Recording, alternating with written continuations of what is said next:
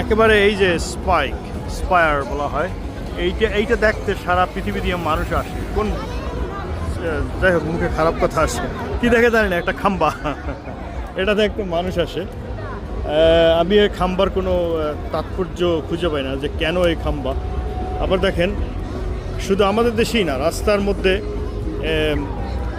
মানুষ চলাচলে বিঘ্ন করে। এই একটা ফুল গাছের দোকান, এটা কেন এখানে মনে করেন যে অনুমতি দিচ্ছে এখানে বসার, আমি জানি না। মানুষ হাঁটা চলার জন্য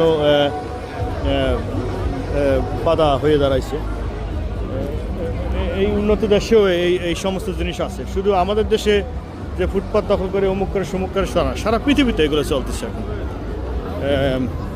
এর থেকেও এই দেখেন একটা গোষ্ঠী বা একটা তারা মানে মাল নেতেছে।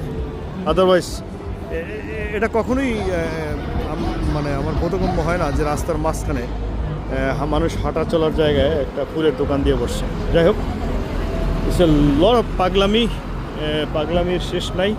আমি যদি একটু পরে আরেকটা জিনিস দেখাই, পাগলামি মানে ইউরোপিয়ান পাগলামি আর কি। কিছু করার নাই, মানুষের কি করবে।